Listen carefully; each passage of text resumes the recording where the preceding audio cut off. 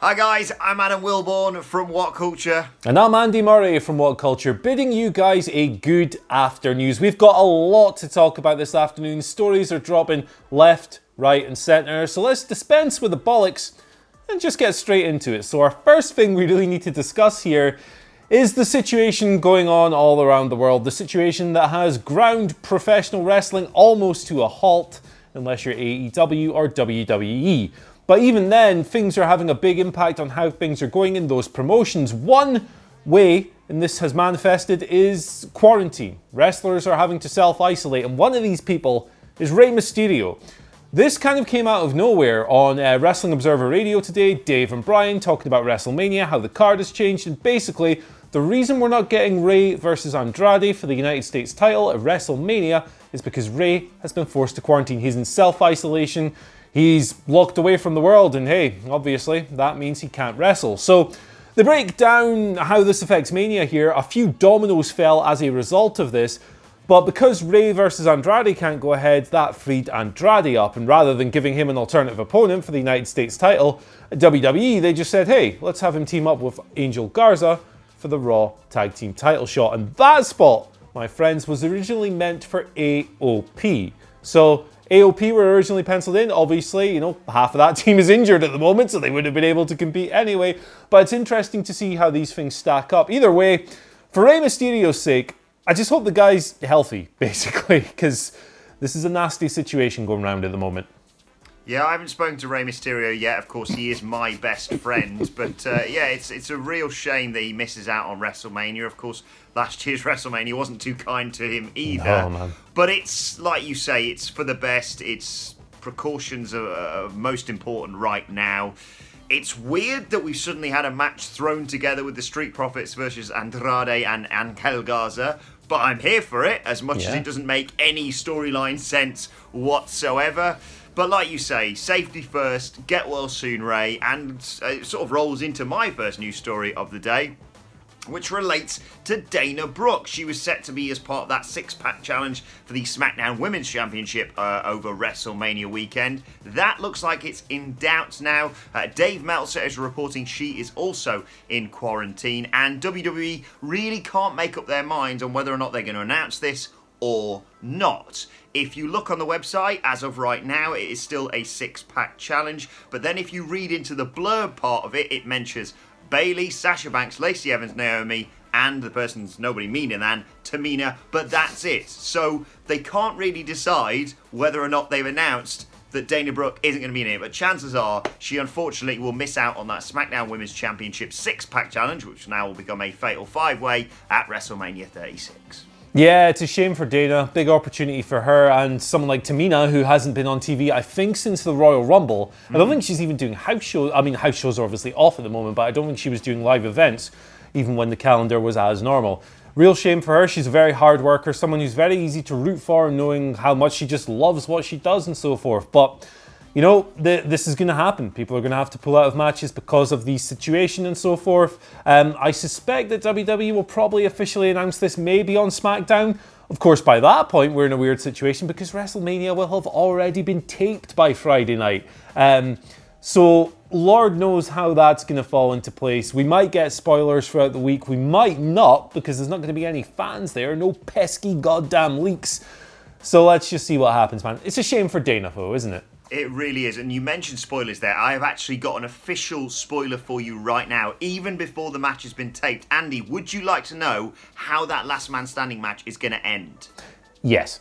Okay, picture this scene. Edge has Randy Orton set up somewhere in the Performance Center or in the car park or whatever. They're going to brawl over the place. It's the last man standing match. He set him up for one final spear to put Randy Orton down for the 10 count. He's running directly at Randy Orton. When what happens but Randy Orton turns round and throws grit in his face. It's always been about grit. That's going to blind Edge, RKO, match over. Randy Orton's the winner. I mean, don't have anything to add to that. It's just Spoiler wonderful. alert. Spoiler alert. All right, Paul Heyman.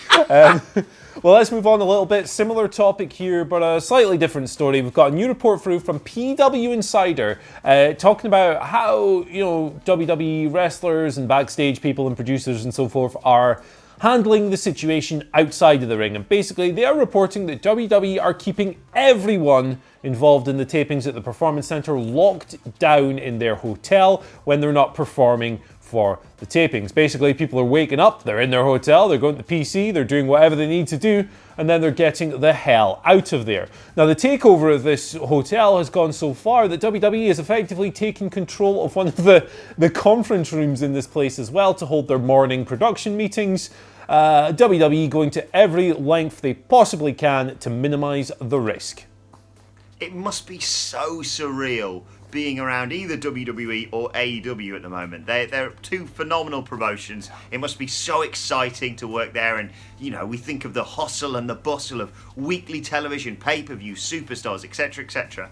And yet, one would assume it's just you walk from your hotel room right now, you walk to maybe a production area where everyone is social distancing, you do whatever you need to do, whether it be record a match, cut a promo, record a match for pay-per-view even, and then you get the hell out of there and presumably just coat yourself in antibacterial wash. It's mind-blowing to think of right now. Hazmat suits and hand sanitizer. We've been joking about it every day before we come on with our wonderful editor Ben Roy, talking about his hazardous morning commute from his bedroom to the living room. It's a crazy world we're living in right now, man, and we can probably expect to hear more stories like this as things progress. Indeed. A little bit of a development from Monday Night Raw last night to tell you about. For those of you eagle-eyed watching that tag team match between a clean-shaven Ricochet and Cedric Alexander taking on, as we mentioned, Andrade and Angel Garza. A little bit of a confusion regarding the end of that match. Not sure whether someone was meant to break up the pin, whether the referee just legitimately forgot to count for 3, or, as some people are now claiming, whether or not Cedric Alexander got knocked silly, maybe even knocked clean out towards the end of that match on last night's Monday Night Raw. Andrade hit him with that, it's the Judas effect, but it's his spinning back elbow that actually doesn't normally finish matches. But in the replays, especially, go back and watch the replay, or even better, go and look at the GIF up at WhatCulture.com now of the spit spewing out of Cedric Alexander's mouth as he takes a pretty hard shot from Andrade. He may well have been knocked out. If not, Andy Murray, it's one hell of a sell from Cedric Alexander. Yeah, this, I didn't even notice it in real time, but then I sat there, I saw something online, I think someone had shared the GIF when it slowed down in the replay, and my goodness, that glob of spit, those mad lizards with the crazy tongues that flick out and catch flies and stuff? That's what it looked like. Check it out on WhatCulture.com if you haven't seen it. It's absurd, and Cedric, going back and watching the footage, Cedric didn't look all that together thereafter. You wonder if the finish was maybe improvised, because as you say, that elbow doesn't always finish matches. So if he is hurt, I hope he's all right, but man, as you've said, if not, it's one hell of a way to put the move over.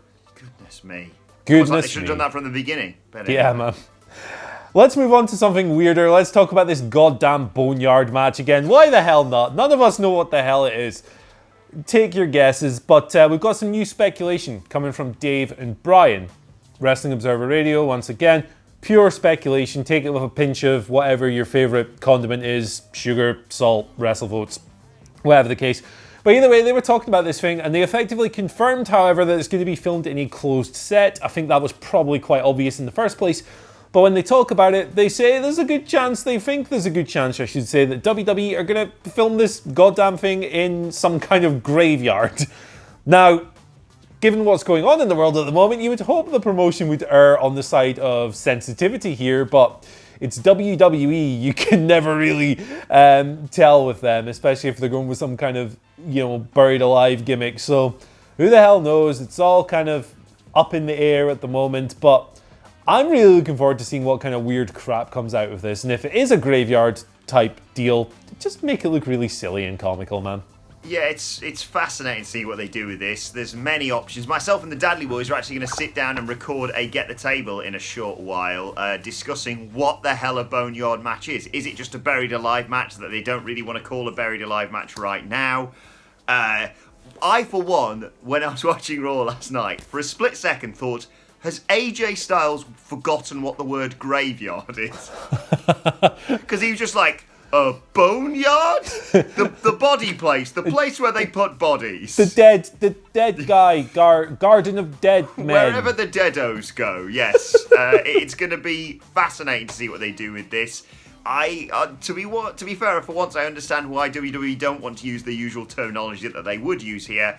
Having said all that, it's only caused more joking, more speculation, and we're going to go into more detail on what the hell a Boneyard Match is with myself and the Dudley Boys a little bit later on, which you can download as a podcast, as you can with every news video that we do by searching for What Culture Wrestling on either iTunes, Spotify, or wherever you get your podcasts from. One final news story to tell you about now, though. That is just telling you more information about the guys who kind of got jobbed out on Monday Night Raw last night. There was a tag team match featuring Shane Thorn and Brendan Vinc from NXT. They were jobbed out to the Street Profits in about 4 minutes. You would know Shane Thorn. He's formerly a Dusty Rhodes Tag Team Classic finalist as one half of TM61, of course. Him and Nick Miller losing to the Authors of Pain at TakeOver Toronto. Brendan Vinc, meanwhile, is yet to debut in NXT, but he's been a regular feature in Evolve. And speaking of Evolve, the guy who got his head kicked off by Aleister Black last night, that is Leon Ruff. He is a real Evolve superstar. He's a former Evolve Tag Team Champion. He's one of the group's most promising young wrestlers. And he's even previously wrestled Aleister Black on WWE's main event. I thought Leon Ruff sold fantastically, not just for the Black Mass, but also for the fact of just like, you wouldn't know how to deal with someone like Aleister Black, who, when you're supposed to be getting in there with a fight with him, just has a sit down. Yeah, tries to psych you out and stuff. Yeah, Leon Ruff really put his terror of his fear of Aleister Black over extremely well. And the match was like under a minute and so forth. But you know, it's nice to see these Evolve people. Evolve's pretty much the developmental territory now, right? NXT's not really that anymore. There's trainees there, yes, but it's evolved, get it? Your dad here with the news. But yeah, I suspect we might see more of these Evolve people crossing over if they need squash match victims in the future, particularly now when they can grab people who maybe live in the Florida kind of area to prevent full-time talent from traveling halfway across the country and spreading bad stuff. Yeah, I think all round it makes sense, like you say. You don't need to risk anything right now. And also, it's great exposure for them, even if, like we said, they're just getting their head kicked off within 60 seconds. Now, we don't normally do an And Finally on the afternoon news, but I thought we'd do a bit of a follow-up on this morning's And Finally, which was, of course, Edwina Curry, British politician, sharing the video of Stone Cold and Booker T brawling through a supermarket because she was convinced by some cheeky scamp on Twitter that was actual footage of people, brawling in the supermarket for supplies. Well, Tony Schiavone has waded into this, subsequently telling the guy who tweeted that video with Stone Cold and Booker T to delete his account. Now, on the one hand, I do understand this. Look, this is not something that you should be joking about, but Andy Murray, you and I have talked about this before we came on here. We need a bit of humour. We need some sort of light entertainment when the situation is as it is right now. Yeah, man. Come on, Tony, man. I love Tony Schiavone. He's like your delightful, warm wrestling uncle who just sounds so delighted to be calling AEW every single week, and it's like really hard not to love Tony Schiavone in that regard. But come on, Uncle T, man, it's just a bit of banter. Come on, relax. Well, how are we going to get through this? Yeah, how are we going to get through this thing if we can't have a laugh? Exactly. Just make sure you keep a smile on your face today, because we need it in these trying times. But this has been the afternoon news. Let us know your thoughts in the comments section below. Don't forget to like, share, and subscribe. And subscribe to What Culture Wrestling on either iTunes, Spotify, or wherever you get your podcasts from for daily wrestling podcasts. As I said, myself and the Dudley Boys delving into what the hell a Boneyard Match is in just a few minutes' time. Plus, you can let us know your thoughts and Twitter questions for tomorrow morning on Twitter at WhatCultureWWE. Watch there, follow both of us. You can follow Andy Murray at Andy H. Murray. The H this afternoon stands for hippopotamus because I'm in self-isolation. I have no fresh vegetables left in this house, and I'm about to get very fat. And you are the hip-hoppopotamus as well, because you've told me to listen to the new Run the Jewels track. Yeah, the new Run the Jewels track absolutely slaps. Don't have the t-shirt on today, but check it out. It will cure whatever ails you, except maybe a headache, because it's very loud. I would do the run the jewels hand gesture, but I'm not sure which way around it'd come out because I'm using the selfie mode. Yeah, on my camera, we'll get torn apart for that. Okay, fair enough. You can follow me on Twitter at Adam Wilborn. Follow us all at WhatCulture WWE. But from myself, from Andy Murray, thank you for watching, and we will see you soon.